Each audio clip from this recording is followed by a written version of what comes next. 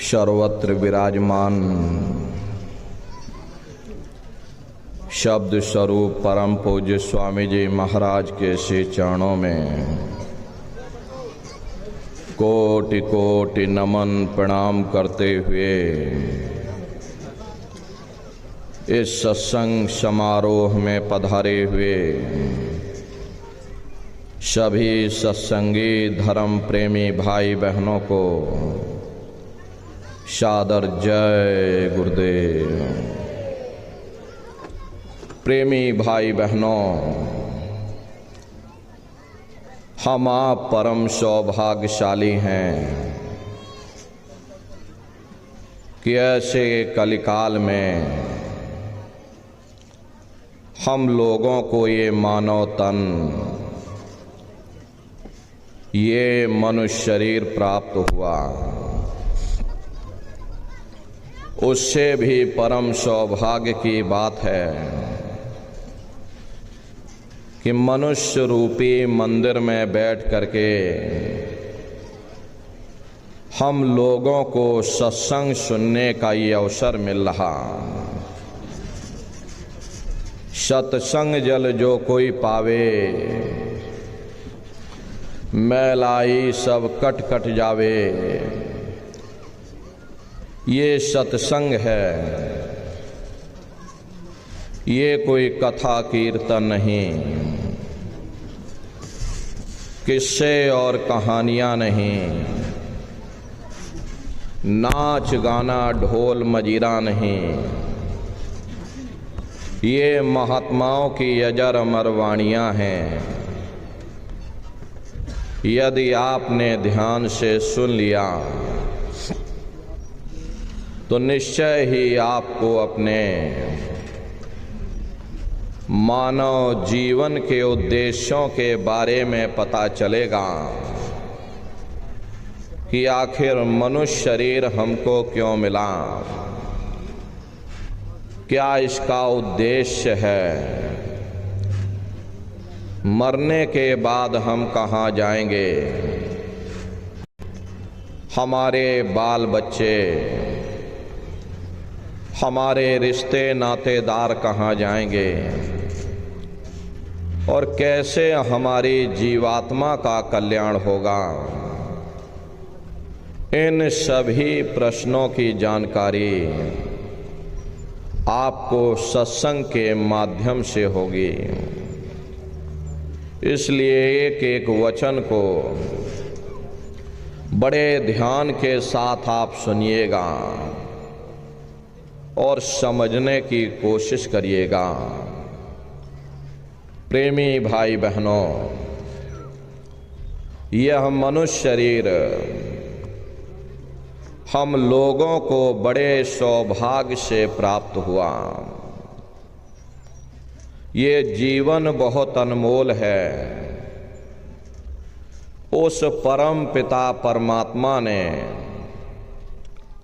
हमको यह जीवन केवल इसीलिए दिया है ताकि हम जीते जी उस प्रभु की भक्ति करके अपनी जीवात्मा का कल्याण करा सकें। ये 5 तत्वों का पुतला, ये पंच भौतिक शरीर हम लोगों को एक निश्चित समय के लिए मिला हुआ। एक निश्चित समय को हम आप नहीं जानते हैं, किंतु जिसका ये मकान है, जिसका ये शरीर है, वो अवश्य ही जानता है। और समय पूरा हो जाने पर मकान मालिक जबरदस्ती इस मकान को खाली करवा लेगा। उस समय न जमीन जायदाद काम आएगी, न ये धन संपत्ति काम आएगी। जीवात्मा को निकाल करके इस शरीर से बाहर कर दिया जाएगा। ये शरीर हमारा आपका यहीं जमीन पर गिर पड़ेगा, क्योंकि जीवात्मा के निकल जाने के बाद में ये शरीर सिर्फ एक माटी का पुतला है, उससे ज्यादा कुछ भी नहीं। इसीलिए महात्मा समझाते हैं कि भाई मिली नरदेह यह तुमको,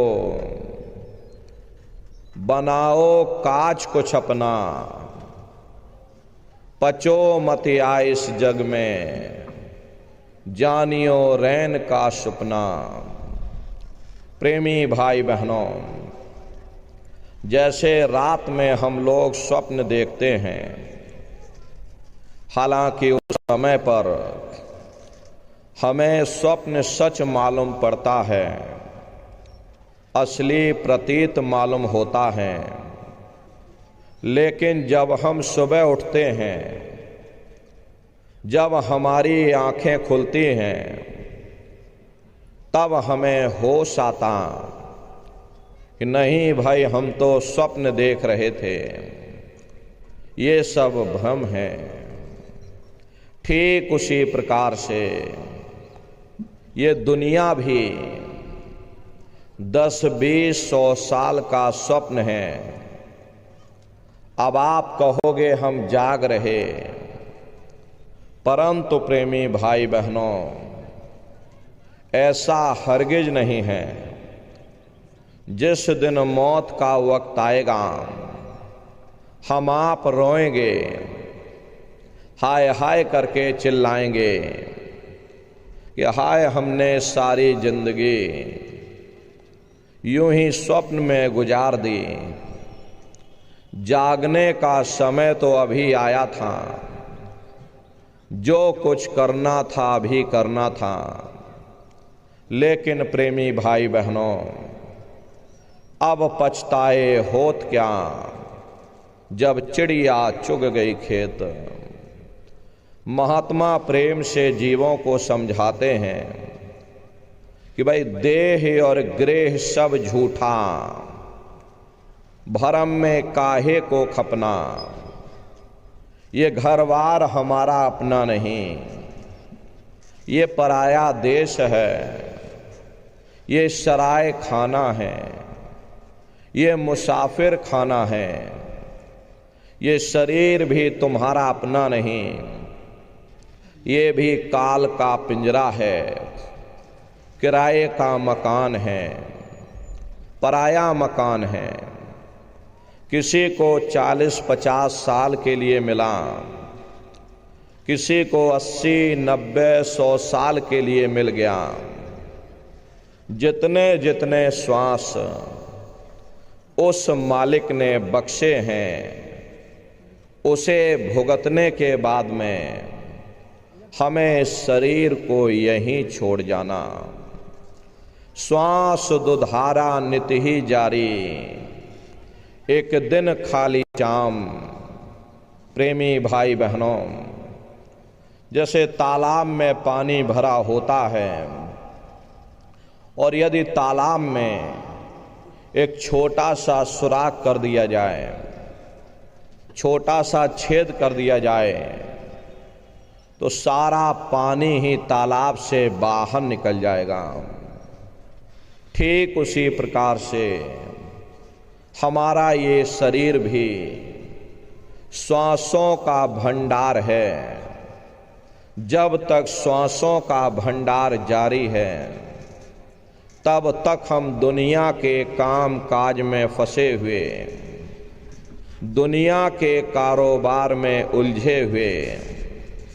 लेकिन जिस वक्त ये श्वासों का भंडार खाली होगा, टेलीफोन खड़क जाएंगे, तार पहुंच जाएंगे, संदेश पहुंच जाएंगे, सब रिश्ते नातेदार, सब कुटुंब परिवार वाले, सब अड़ोस पड़ोस वाले मिनटों सेकंडों में इकट्ठा हो जाएंगे। हरे प्रेमी भाई बहनों, जिस शरीर से तुम इतना प्रेम किया करते थे, उसे कोई एक रात भी घर में रखने को तैयार नहीं होता। कंधों पर लटका करके शमशान भूमि पर छोड़ करके आ जाते। मामूली कष्ट नहीं होता। मौत के समय में घनघोर पीड़ा होती है। जनमत मरत दुसै दुख होई। सहजो बाई ने बयान किया है कि सहजो मौत आइया, अंग अंग दिया तोड़, और हिया जरे छाती फटे, उठे पीर घन घोर। गुरु महाराज हमारे सत्संग में फरमाते थे कि जैसे 1,00,000 बिच्छू एक साथ मिल करके हमारी जिस्म पर डंक मारें, उससे भी लाखों करोड़ों गुना ज़्यादा मौत के समय में दर्द होता है। जब मृत्यु आती है तो किस तरह से प्राण निकलते हैं, प्राणों के निकलने की क्या प्रक्रिया होती है, पहले उसे आप अच्छे से समझ लीजिए। देखो प्रेमी भाई बहनों, जैसे संसार में महाप्रलय आती है, महाप्रलय के समय क्या होता, सबसे पहले पूरी पृथ्वी ढह जाती। ये पृथ्वी पानी में घुल करके पानी बन जाती। मानो सृष्टि की प्रलय एक बड़ी कयामत है और शरीर की प्रलय एक छोटी कयामत है। तो जैसे ही मौत आती है, सबसे पहले गुदा चक्र टूटता है। सिमटत भास श्वास उठ जावे, और प्राणपति जब सिमट समावे, उस समय हमारी श्वासें रुक जाती, शरीर की चेतना पीछे की तरफ सिमटने लगती। तो सबसे पहले गुदा चक्र टूटता है, क्योंकि गुदा चक्र में पृथ्वी का वास होता है। गुदा चक्र टूट करके ऊपर इंद्रिय चक्र में समा जाता। इंद्रिय चक्र में जल का वास होता, यानी जल ने पृथ्वी को घोल दिया। फिर जब इंद्रिय चक्र टूटेगा तो ऊपर नाभि चक्र में समा जाएगा। नाभि चक्र में अग्नि का वास होता, यानी अग्नि ने फिर जल को सुखा दिया। ये नीचे से सिमटाव होता है, नीचे से ऊपर की ओर सिमटाव होता। फिर जब ये नाभि चक्र टूटेगा तो हृदय चक्र में समा जाएगा।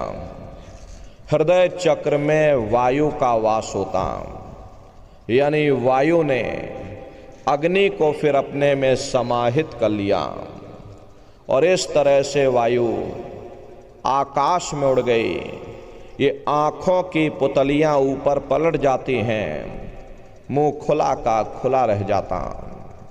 महात्मा प्रेम से जीवों को समझाते हैं कि भाई जब यह कर्म कलाई उपजावे और बुद्धि सुरत की आन दबावे, जब यह जीवात्मा पांचों तत्वों को लांघ करके जल पृथ्वी अग्नि वायु आकाश पांचों तत्वों को लांघ करके ऊपर आती है, तो काल दाढ़ में आन दबानी, जब ढरके नैनन से पानी। जब काल अपनी दाढ़ में दबाता है, उस समय नेत्रों से पानी निकलता है, इंद्रियां टूट टूट करके चकनाचूर हो जाती, सब रिश्ते नातेदार खड़े रह जाएंगे। डॉक्टर वैद्य हकीम सब आपको घेरे रह जाएंगे, लेकिन आप अपनी पीड़ा से उस समय आपको कोई बचा नहीं पाएगा। लगे टकटकी दिखे ना भाई, वाही समय को करे सहाई। उस समय जीव टकटकी लगाकर देखता है कि कोई मेरी मदद कर दे, कोई मेरी सहायता कर दे, कोई मुझे पीड़ा से बचा ले। भाई बंधु नात रिश्तेदार सब खड़े रह जाते हैं, डॉक्टर वैद्य हकीम सब घेरे रह जाते, लेकिन कोई तुम्हें बचा नहीं पाता। यमदूत आते हैं, प्राणों की डोरी को तोड़ देते और जीवात्मा को खींच करके इस शरीर से बाहर कर दिया जाता। जैसे ही तुम्हारी जीवात्मा इस शरीर से अलग हुई, ये शरीर हमारा मिट्टी हो जाता। फिर इस मिट्टी को एक रात अपने घर में कोई रखने को तैयार नहीं होता।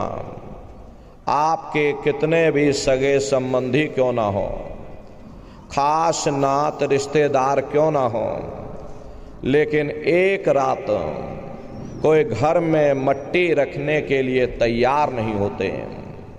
कहते भाई जल्दी करो जल्दी करो, अब इनकी शक्ल देखने में हमको डर लग रहा, जल्दी से बाजार से कफन खरीद के लाओ, जल्दी से लकड़ियां खरीद के लाओ, जल्दी से चिता तैयार करो, इनको घर में से जल्दी से उठा ले जाओ, वहीं शमशान भूमि पर जला देना। ये जो घर में इनके कपड़े लत्ते पड़े हुए, हर इनके कपड़े लत्ते भी उठा ले जाओ, वहीं शमशान भूमि पर जला देना। जिस बिस्तर पर ये लेटे रहे, ये बिस्तर भी अशुद्ध हो गया। अब इनकी छुई हुई चीज हमको घर में एक नहीं चाहिए, इसलिए इनका बिस्तर भी उठा ले जाओ, वहीं शमशान भूमि पर जला देना। लेकिन उसने कोई सोने की अंगूठी पहनी होगी, गले में कोई सोने की चैन पहनी होगी, तो उसे धीरे से उतार कर जेब में रख लोगे। बस वही एक अशुद्ध नहीं होगा और बाकी सब अशुद्ध हो जाएगा। हरे महात्मा कहते हैं कि भाई कुटुंब परिवार मतलब का, और बिना धन पास नहीं जाए। ये रिश्ते नातेदार, ये कुटुंब परिवार वाले, ये सब स्वार्थ के संगी साथी हैं। हरे प्रेमी भाई बहनों, आज तुम्हारी जेब में पैसा है तो सब जैसे तैसे तुमसे रिश्तेदारियां कायम कर लेंगे। आज जेब खाली हो जाए, कोई किसी को याद करने वाला नहीं। 13 दिन बाद 13वीं मना दोगे, लड्डू पूड़ी पकवान बना करके खिला दोगे, फिर जाने वाले को कोई याद नहीं करता। अभी बूढ़े बुजुर्गों से पूछा जाए कि क्या तुमको तुम्हारे माँ बाप की याद आती है, तो कहेंगे भाई नहीं आती। क्यों नहीं आती? तुम्हारे माँ बाप थे, तुमको पाला पोसा बड़ा किया, खुद भूखे रहे होंगे, तुम्हारा पेट पाला होगा, तुमको तुम्हारे माँ बाप की याद क्यों नहीं आती? क्योंकि तुम्हारे सामने तुम्हारे लड़के बच्चे हो गए, तुम्हारे नाती पोता पंती और संती हो गए, इसलिए तुम अपने माँ बाप की यादों को धीरे धीरे भूल गए और नई यादों में धीरे धीरे बस गए। ऐसे ही प्रेमी भाई बहनों, एक दिन सब तुमको भी भूल जाएंगे, कोई किसी को याद करने वाला नहीं। ये कहानी तो शमशान भूमि पर समाप्त हो गई। ये नाम, ये रुतबा, ये शानो शौकत, ये जात और बिरादरी जिसके लिए लड़ते और झगड़ते थे, वो सब शमशान भूमि पर जल करके राख हो गई। ये अस्तित्व तुम्हारा खत्म हो गया। उधर देखो क्या होता, तुम्हारी जीवात्मा को ले जा करके ऊपर धर्मराज की कचहरी में पेश कर दिया जाएगा। वहां पलक झपकते ही तुम्हारे अच्छे बुरे कर्मों का हिसाब किताब हो जाएगा। धर्मराज तुमको सजा सुना देंगे, ले जाओ इनको फलाने नरक में डाल दो, क्योंकि मैंने इनको मौका दिया था। जब ये माँ के गर्भ में उल्टे लटके हुए थे, सिर इनका नीचे था, पैर इनके ऊपर थे, उस समय इन्होंने मुझसे प्रार्थना की थी कि हे मालिक, मुझे एक बार मौका दे दो, मुझे एक बार मनुष्य शरीर दे दो, हम भजन करेंगे, भक्ति करेंगे, हम अपनी जीवात्मा का कल्याण करेंगे। तो मैंने इनकी प्रार्थना स्वीकार कर ली और इनको मैंने ये मनुष्य शरीर दे दिया और कह करके भेजा था कि भाई ये मनुष्य शरीर ये किराए का मकान है, ये तुम्हारा अपना नहीं है। अगर ये तुम्हारा अपना होता तो हमेशा तुम्हारे पास रहता। ये तुम्हारा अपना नहीं, ये मैंने तुमको कुछ समय के लिए किराए का मकान दिया है। हाँ, तुम अपनी जीवात्मा को मेरे किराए के मकान में बैठा करके और मालिक की भक्ति करके अपनी जीवात्मा का कल्याण करा लेना। मैंने कुछ समय के लिए तुम सबको ये किराए का मकान दिया है। जब समय पूरा होगा मैं अपने सिपाहियों को भेजूंगा, उस समय पर तुम मेरे मकान को खाली कर देना। लेकिन इतना ध्यान रखिएगा कि जैसा साफ सुथरा मैंने तुमको ये किराए का मकान दिया, वैसा ही साफ सुथरा तुम मुझको वापस लौटाना। लेकिन इस किराए के मकान में बैठ करके इन्होंने अच्छे बुरे कर्म कर डाले। मेरे किराए के मकान को इन्होंने अपने कर्मों से गंदा कर दिया, इसलिए कर्मों की सजा इनको मिलेगी। ले जाओ इनको फलाने नरक में डाल दो। महात्मा कभी झूठ नहीं बोलते। महात्माओं ने जब साधना किया और साधना करके जब ऊपर गए और ऊपर जा करके जब उन्होंने नरकों का हाल देखा, तो हमारी आपकी जानकारी के लिए उन्होंने धर्म ग्रंथों में लिख दिया कि लोह के खम्भ तपत के माही, जहाँ जीव को ले चिपटाई, वहाँ लोहे के खंबे अग्नि से धधक धधक कर लाल हो रहे। ऐसे खोटे जीवों को उन खंभों में चिपटाया जाता। जीव हाय हाय करके तड़फता है। तड़फ तड़फ जीव जुलम बुखारी, और तपत खम्भ दुख उपजे भारी। असहनी वेदना होती है, असहनी दुख दर्द होता। जीव वहाँ रोता और चिल्लाता रहता। लाखों लाख जोजन मील तक जीवों के रोने और चिल्लाने की आवाज़ जाती है।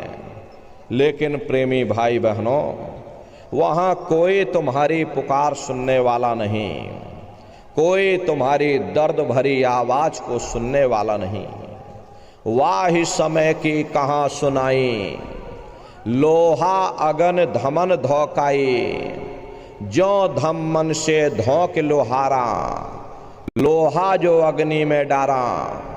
जिस तरह से लोहार लोहे को अग्नि की भट्टी पर तपा करके लाल करता, ऐसे ही प्रेमी भाई बहनों, वहाँ भी बड़े बड़े खंबे अग्नि की भट्टी में तप करके लाल हो रहे। ऐसे खोटे जीवों को उन्हीं खम्भों पर लिटा दिया जाता। जीव रोता और चिल्लाता रहता। महात्मा कहते हैं कि भाई दोजक भी तुम्हारे अंदर है, वहिष्ठ भी तुम्हारे अंदर है, स्वर्ग भी तुम्हारे अंदर है, नरक भी तुम्हारे अंदर है, और एक नरक नहीं, ऐसे वहां अनेकों अनेक नरक बने हुए। कुंभी नरक निदान्य है, पड़े जीव जग जाए, सिर समेत डूबा रहे, सदा नरक के माही। कुंभी कहते हैं घड़े के आकार का बड़ा विशाल नरक बना हुआ, दुनिया भर का मवाद उसमें भरा हुआ, बड़े भारी बदबू उसमें से आती, जीवों को उसी में डाल दिया जाता। जब ही नरक सिर ऊपर काढ़े, तब ऊपर जूती जम मारे। जैसे ये जीव श्वास लेने के लिए अपने सिर को बाहर निकालता, ऊपर यमदूत खड़े रहते हैं, नोकदार भालों से उसके शरीर पर चुभा दिया जाता, जीव फिर उसी में डूब जाता, युगों युगों तक डूबा रहता। कुंभी नरक कल्प लो वासा, मुख में नरक नाक में श्वासा। कल्प लो वासा यानी 1000 चौकड़ी युग का एक कल्प होता है। न जाने कितने कल्पों तक, युगों युगों तक जीवों को नरकों में डाल दिया जाता, और नरकों की यातनाएं भोगने के बाद में इसी जीवात्मा को सीधे मनुष्य शरीर नहीं दिया जाता, बल्कि इसे 4 खान 84 लाख योनियों में डाला जाता। जैसे बच्चा होता है, बच्चा पहले कक्षा 1 पास करेगा, फिर कक्षा 2 में जाएगा, ऐसे ही वहां पर भी पूरा चैनल बना हुआ। नरकों की यातनाएं भोगने के बाद में इन्हीं जीवों को 4 खान 84 लाख योनियों में डाल दिया जाता। अब ये 4 खान 84 लाख योनियां, ये कोई मामूली योनियां नहीं होती। 4 खान का मतलब होता है अंडज पिंडज उपमज स्थावर, ये 4 खाने होती हैं। पहली श्रेणी पेड़ पौधों की आती है, जिनके अंदर पानी का तत्व मौजूद होता है। कभी ये भी मनुष्य हुआ करते थे, लेकिन आज अपने कर्मों का भोग पा रहे एक जगह पर बेचारे खड़े हुए हैं। दूसरी श्रेणी कीड़े मकोड़ों की आती है, जिनके अंदर पृथ्वी और अग्नि का तत्व मौजूद होता है। तीसरी श्रेणी पंछियों की आती, चौथी चौपाए जानवरों की आती, और 5वीं स्वयं इंसान की आती, जिसके अंदर 5 तत्व जल पृथ्वी अग्नि वायु आकाश 5 तत्व मौजूद होते। प्रेमी भाई बहनों, ये 4 खाने हैं, इनकी अलग अलग कुल 84 लाख योनियां होती हैं। अब आप पेड़ पौधों को देखिए तो आम का पेड़ अलग है, नीम का पेड़ अलग है, पीपल का पेड़ अलग है। ऐसे ही अलग अलग प्रजातियों के कीड़े मकोड़े, अलग अलग प्रजातियों के पशु पंछी, कुल मिलाकर के 84 लाख योनियां होती हैं। हम दुनिया के जीव नरकों की यातनाएं भोगने के बाद में इन्हीं 84 लाख योनियों में डाल दिए जाते हैं। मामूली कष्ट नहीं होता। अरे हमको आपको गर्मी लग गई तो हम लोग छाया में आ गए, सर्दी लग गई तो कंबल रजाई ओढ़ लिया, भूख लग गई तो रोटी खा ली, प्यास लग गई तो पानी पी लिया, बीमार हो गए अस्पतालों में चले गए, अपना अपना इलाज करवा लिया। लेकिन देखो इन जानवरों को, क्या गर्मी, क्या सर्दी, क्या बरसात, एक एक निवाले के लिए, एक एक रोटी के टुकड़े के लिए बेचारे दर बदर भटकते रहते हैं। किसी का हाथ कट गया, किसी का पैर कट गया, किसी को जीते जी काट डाला, मुर्गी की गर्दन ही मरोड़ डाली, क्या उनको दर्द नहीं होता? अरे मादा बिच्छू होती है, मादा बिच्छू की मौत कैसे होती है? मादा बिच्छू जब अपने बच्चे को जन्म देती है तो उसी के बच्चे अपनी भूख को मिटाने के लिए अपनी माँ की पीठ पर चढ़ जाते हैं और उसी के मांस को नोच नोच करके खाते हैं। वो तड़फती रहती है, कराहती रहती है, लेकिन जब तक हड्डी हड्डी न बच जाए उसके बच्चे अपनी माँ की पीठ से नीचे नहीं उतरते। ऐसे न जाने कितने जीव जंतु इस संसार में भरे पड़े हुए। बीमार बैलों की दुर्दशा देखो, मुंह से फसूकर निकलता रहता, लेकिन टनों बोझा उनके ऊपर डाल दिया जाता, डंडा मार मार करके चलाया जाता। क्या उनको दर्द नहीं होता? अरे उनको भी दर्द होता है, उनको भी तकलीफ होती है, लेकिन वे बेचारे बेजुबान हैं, कुछ बोल नहीं पाते, कुछ बता नहीं पाते। हम लोगों के अंदर जुबान है, हम लोग बोल बता देते, वे सिर्फ रोते और चिल्लाते रहते। कौन उनकी पुकार सुनने वाला? कौन उनकी दर्द भरी आवाज को सुनने वाला? कौन सी अदालत में जाकर के वे बेचारे दरवाजा खटखटाएं? कौन मजिस्ट्रेट उनकी फरियाद को सुनेगा? हरे प्रेमी भाई बहनों, कोई सुनने वाला नहीं। अरे कई जन्म भय कीट पतंगा, कई जन्म भय मीन कुरंगा, कई जन्म पंखी सर्प होयो, कई जन्म है वर वृक्ष जोयो। मिल जगदीश मिलन की वरिया और चिरंकार यह देश सजरिया। करोड़ों करोड़ युगों से नरकों की यातनाएं भोगने के बाद में फिर हम लोगों को कभी कीड़े पतंगों की योनि में, कभी पेड़ पौधों की योनि में, तो कभी पशु और पंछियों की योनि में डाला जाता। प्रेमी भाई बहनों, 84 लाख योनियों की सबसे जो आखिरी योनि होती है वो गाय और बैल की योनि होती। गाय स्त्री का रूप लेती है और बैल पुरुष का रूप लेते हैं। ये 84 लाख योनियों की सबसे आखिरी योनि यानी कि अंतिम पायदान होता है।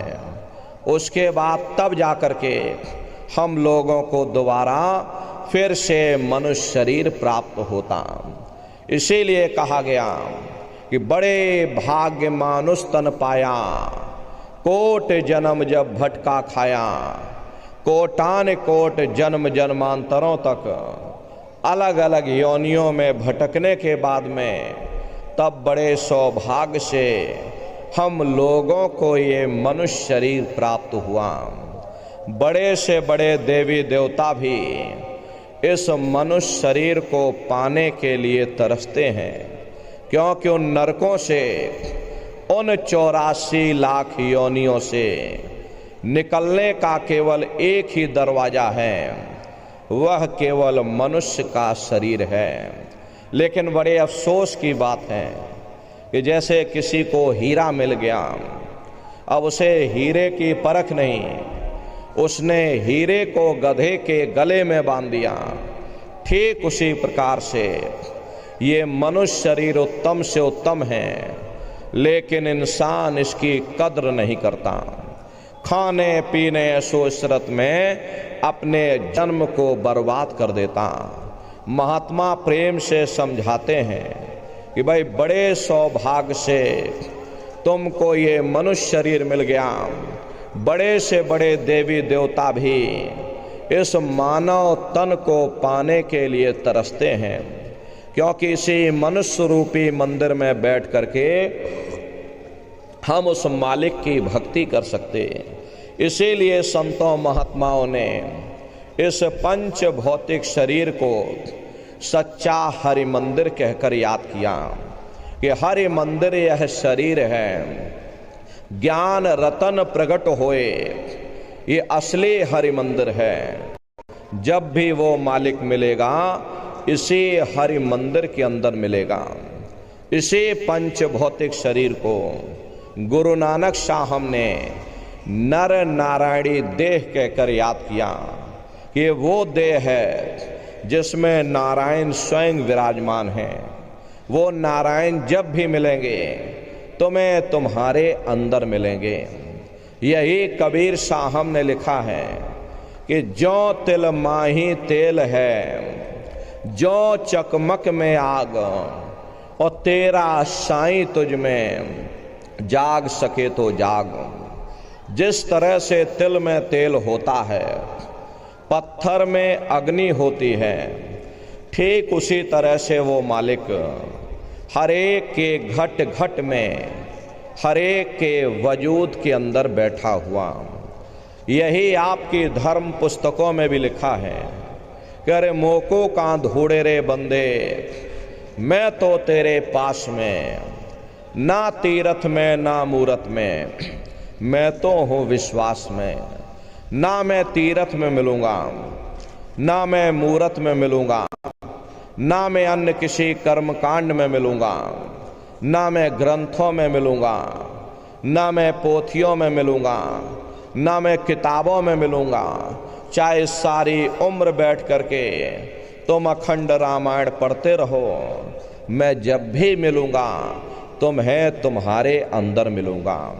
हरे प्रेमी भाई बहनों, बड़ी सीधी सी बात है कि अगर खाना बनाने की किताब सारी उम्र बैठ करके पढ़ते रहोगे कि खाना ऐसे बनता है, खाना वैसे बनता है, खाने में नमक डाला जाता, खाने में तेल डाला जाता, तो कभी तुम्हारा पेट नहीं भर सकता।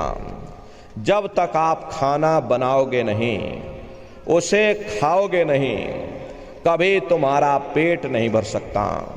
हम वेदों की निंदा नहीं करते, हम ग्रंथों की निंदा नहीं करते, हम गीता कुरान बाइबल की निंदा नहीं करते। अरे वेद शास्त्र गीता कुरान बाइबल कहती है कि भाई मनुष्य के अंदर अंड खंड ब्रह्मांड है, स्वयं वो परमात्मा इसके अंदर बैठा हुआ। चलो अंदर चलो, अंदर चल करके उस परमात्मा का दर्शन दीदार करो। अब सवाल ये उठता है, भाई आखिर हम अपने अंदर जा करके उस परमात्मा का दर्शन कैसे करेंगे? तो इसके लिए संतों महात्माओं ने केवल 3 साधन बताए। साधन 3 सारे उनवर्णे, और साधन सब थोथे मान। इस कलयुग में उस मालिक को पाने के लिए संतों महात्माओं ने केवल 3 साधना बताई। पहला है सुमरन, दूसरा है ध्यान, और तीसरा है भजन। सुमरन कहते हैं मालिक को याद करना, ध्यान कहते हैं दृष्टि को एकाग्र करना, और भजन कहते हैं कान में उंगली डाल करके उस शब्द को सुनना, उस नाम को सुनना, उस देववाणी आकाशवाणी को सुनना जो 24 घंटे तुम्हारे अंदर गूंज रही है। प्रेमी भाई बहनों, ये सुरत शब्द नाम योग की साधना है। इस साधना का भेद सबसे पहले कबीर साहब धरती पर आए, उन्होंने इस भेद को जाहिर किया। उसके बाद और महात्मा आए, कबीर नानक दादू दरिया, भीखा रविदास पलटू जगजीवन, गोस्वामी जी महाराज, राजस्थान में चले जाइए, मीराबाई, सहजोबाई, और भी बहुत से महात्मा हुए जिन्होंने सुरत शब्द नाम के भेद को जाहिर किया। प्रेमी भाई बहनों, ये सुरत शब्द नाम योग की साधना है। इस साधना की 3 क्रियाएं सुमरन, ध्यान, भजन। तो कैसे आप लोग सुमरन करोगे, कैसे आप लोग ध्यान करोगे, और कैसे आप लोग भजन करोगे, जरा अच्छी तरह से समझिएगा और फिर घर पर बैठ करके करिएगा। तो सबसे पहले सुमरन कैसे किया जाएगा? सुमरन करने के लिए एक माला आप लोग ले लेना। ये देखिए प्रेमी भाई बहनों, 108 दाने की ये माला है।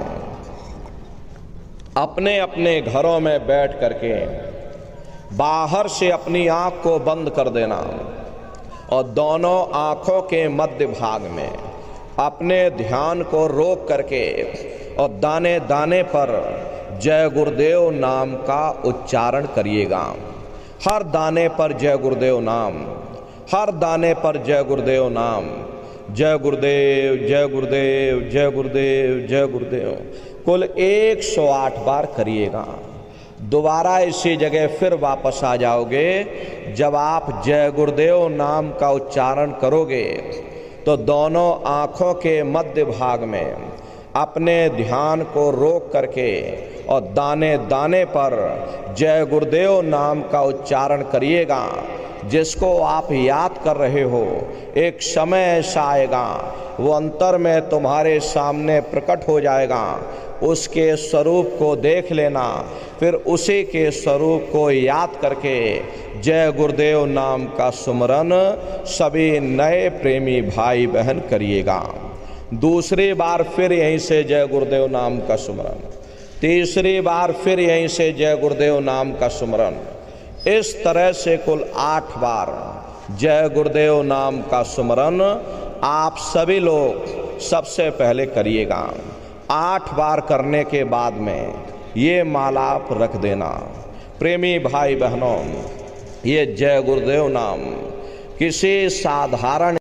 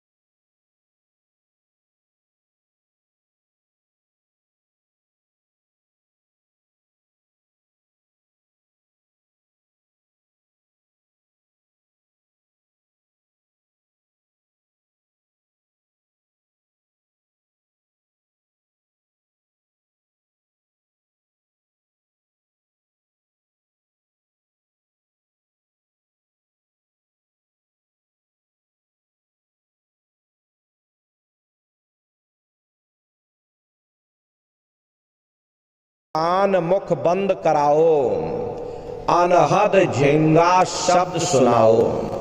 यानी पहले अपनी आंख को बंद करो, अपने मुख को बंद करो, दोनों उंगली कानों में डाल करके ये कानों को बंद कर लो और ऊंचे से ऊंचा ध्यान दे करके अंतर में गौर से आवाज को सुनने की कोशिश करो। प्रेमी भाई बहनों, जब आप अपने कानों को बंद करके अंदर में गौर से आवाज को सुनोगे तो आपको ऐसा अनुभव होगा कि कहीं सीटी जैसी आवाज हमारे कानों में गूंज रही। टी, इस तरह से सीटी जैसी आवाज शुरू में आप सभी को सुनाई पड़ेगी।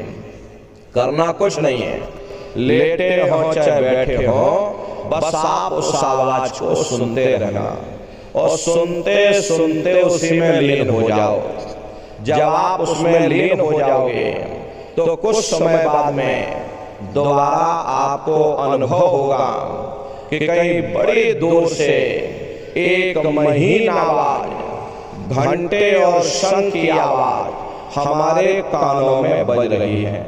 जैसे मंदिरों में घंटियां बजती हैं, टन टन टन, तो बाहर तो आपने नकल किया। महात्माओं ने कहा था, भाई ये शरीर तुम्हारा सच्चा हरि मंदिर है। इसे हरि मंदिर के अंदर 24 घंटे और शंख की आवाज गूंज रही। उसी घंटे शंख की आवाज को संतों महात्माओं ने शब्द कह करके याद किया। आपकी धर्म पुस्तकों में लिखा है कि पोथी पढ़ पढ़ जग मुआ, पंडित भया न कोई, और 2.5 अक्षर प्रेम का, पढ़े सो पंडित होई। दुनिया वाले कहते हैं कि 2.5 अक्षर का मतलब प्रेम है। प्रेम नहीं है, प्रेम में तो मात्रा लगी हुई। यहाँ पर जिस 2.5 अक्षर का वर्णन उन महात्माओं ने किया है